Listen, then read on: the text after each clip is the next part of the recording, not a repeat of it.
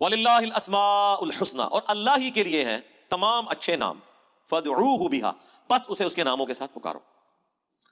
اب یہ جتنے بھی اچھے نام جو قرآن و سنت میں رپورٹ ہوئے یا اگلی الہامی کتابوں میں رپورٹ ہوئے، اللہ تعالیٰ اس چیز کو پسند فرماتا ہے کہ ان کے ناموں کے ذریعے اللہ کی طرف متوجہ ہوں۔ اسی لیے ہم جو دعائیں مانگتے ہیں اس میں بھی اللہ تعالیٰ کے اسماء ہوتے ہیں۔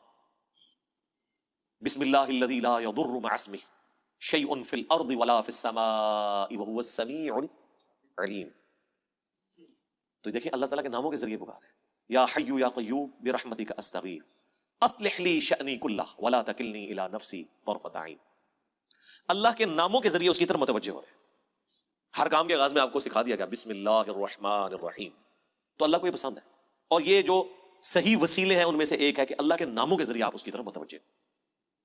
اسماء اعظم، سورۃ الاخلاص اسماء اعظم ہے، آیت الکرسی، سورۃ الحشر کی آخری 3 آیات، پھر احادیث میں بھی آئے ہیں، سنن ابی داؤد میں حدیث، ترمذی میں، کہ جو شخص ان کلمات کے ساتھ متوجہ ہوتا ہے، اللہم انی اسألک بانک انت اللہ لا الہ الا انت الاحد الصمد الذی لم یلد ولم یولد ولم یکن لہ کفوا احد، تو اللہ تعالیٰ اس کو واپس نہیں کرتا۔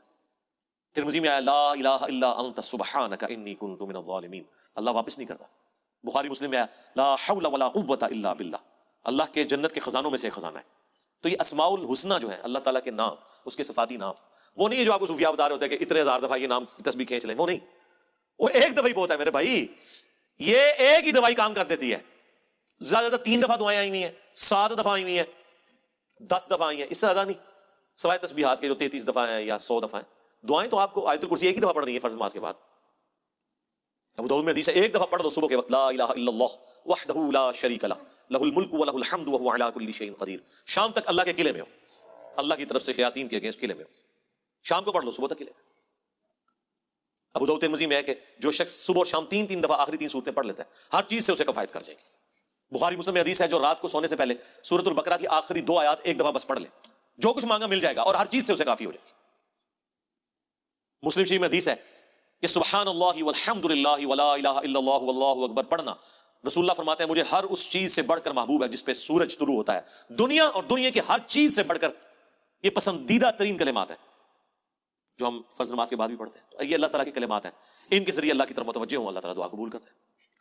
وہ ترمذی میں حدیث ہے ایک شخص آیا، اس نے نماز پڑھی، پھر تیزی سے دعا شروع کر دی، آپ نے فرمایا سائل نے جلدی کی۔ ایک دوسرا شخص آیا، اس نے پہلے اللہ کی حمد بیان کی، پھر دروشی پڑھا، پھر دعا مانگی، فرمایا سل تعطا، مانگ تجھے دیا جائے گا، مانگ تجھے دیا جائے گا۔ اور نماز میں بھی پروٹوکول آپ دیکھیں کیا ہے، پہلے اللہ کی حمد بیان ہوتی ہے، التحیات للہ والصلوات والطیبات، پھر درود شریف، اور اینڈ پہ جا کے دعائیں آتی ہیں۔ دعا کا پروٹوکول ہے اللہ کی تعریف اور اس کے بعد درود شریف اور پھر دعا، اس کے بغیر دعا قبول نہیں ہوتی۔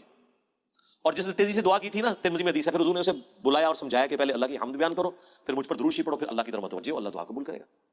کسی مزار پہ جانے کی ضرورت نہیں میرے بھائی، گھر بیٹھے اللہ کی حمد اور درود شریف کے ساتھ آپ اللہ کی طرف متوجہ ہوں۔ مسلم شریف میں حدیث ہے جو اذان کا جواب دے وہی کلمات ریپیٹ کرے، حی علی الصلاۃ حی علی الفلاح پہ لا حول ولا قوت الا باللہ کہے، اور اس کے بعد مجھ پر ایک دفعہ درود شریف پڑھے اور الوسیلہ والی دعا مانگ لے، قیامت کے دن میری شفاعت اس کے لیے حلال ہو جائے گی، اللہم اجعلنا منہم آمین۔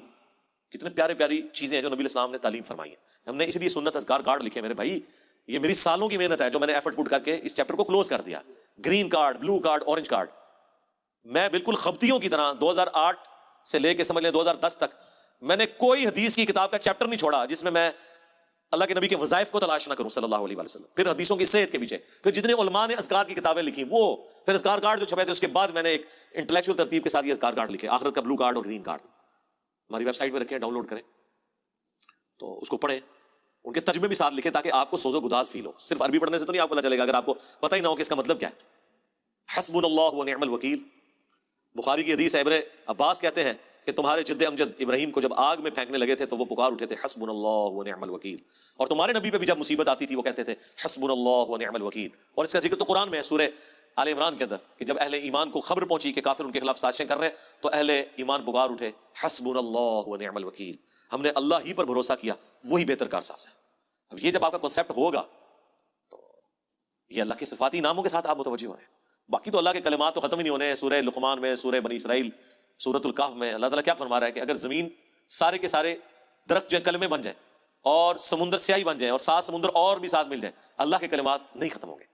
سبحان اللہ وبحمدہ عدد خلقہ ورضا نفسہ وزنۃ عرشہ ومداد کلماتہ۔ بخاری میں حدیث ہے اللہ تعالیٰ کے 99 نام ہے جو ان کو لے لے گا تو اس پہ جنت واجب ہو جائے گی. لینے سے مراد یہ نہیں کہ وہ ان کی صرف تسبیح کھینچتا رہے گا, مراد یہ کہ وہ اللہ تعالیٰ کو سیریس لے گا. ٹھیک ہے, اور لوگ وہ خالی نام پڑھ رہے ہوتے ہیں, کہتے ہیں جنت ہوگی, نماز پڑھنے کی لوڑ ہی کوئی نہیں. بھائی اگر یہ سنن صحیح کبریٰ میں حدیث ہے نا کہ جو آیت الکرسی فرض نماز کے فوراً بعد پڑھتا ہے مرتے ہی جنت میں داخل ہوگا. جنت اور اس کے درمیان صرف موت کا وقفہ ہے, تو اس کے لیے نماز بھی پڑھنی پڑے گی. صرف آیت الکرسی پڑھنے سے کچھ نہیں ہونا. تو یہ اللہ تعالیٰ ہمارے تمام اچھے نام اللہ کے لیے, ان کو اس کے ناموں کے ساتھ پکارو. وَذَرُوا الَّذِينَ يُلْحِدُونَ فِي أَسْمَائِهِ, اور چھوڑ دو جو کجروی کرتے ہیں اللہ کے ناموں کے ساتھ.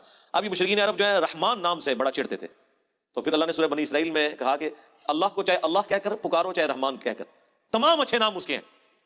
اسی دیکھیں اللہ نے رحمان, اللہ کو اپنا ذاتی نام تو اللہ کا ایک ہی ہے اللہ, یہ بھی دو الفاظ کا مجموعہ ہے. الہ, دی الہ, مدینہ کوئی بھی شہر, المدینہ مدینہ المنورہ, الہ معبود جھوٹا ہے سچا کوئی بھی, الہ ایک ہی معبود ہے سچا. یہ الہ, الہن الہ, یہ بن گیا اللہ, یہ اللہ کا ذاتی نام ہے. اگر اس کے لیول پہ, اس کے بعد دوسرے نمبر پہ جو نام اللہ کو پسند ہے نا وہ ایک ہی ہے, الرحمن. باقی سارے نام جو ہے نا وہ اس سے نیچے. اسی لیے مسلم شریف میں حدیث ہے اللہ کو دو نام بڑے پسند ہیں, عبداللہ اور عبد الرحمن. یہ بڑا سینسٹیو مسئلہ تھا مشرکین عرب کے لیے رحمان. قرآن میں آپ کو بار بار یہ چیز ایمفسائز ہوگی. اللہ تعالیٰ بعض اوقات صرف رحمان کو لے کے چل رہے ہیں آپ کو. قل ان کان للرحمن ولد فانا اول العابدین, اے نبی تم فرماؤ اگر رحمان کا کوئی بیٹا ہوتا تو میں اسے پوچھ رہا ہوتا. اس طرح اللہ تعالیٰ اپنا کسی اور نام کو ذکر نہیں کرتا, یا اللہ کا نام آتا ہے قل هو اللہ احد, اے نبی تم عرض کرو اللہ کے حضور اور ان کو فرما دو کہ بے شک اللہ ایک ہے. تو اللہ اور الرحمن یہ دو اللہ کے فیورٹ نام ہیں. اسی لیے اللہ نے دیکھیں بسم اللہ میں رکھ دیا اسے, بسم اللہ الرحمن الرحیم. سورہ فاتحہ الحمدللہ رب العالمین الرحمن الرحیم, ایک یونیک نام ہے. تو جو کجروی اختیار کرتے ہیں ان کو ان کے حال پہ چھوڑ دو. سَيُجْزَوْنَ مَا كَانُوا يَعْمَلُونَ, ان قریب ان کے برے اعمال کی سزا ان کو دے دی جائے گی.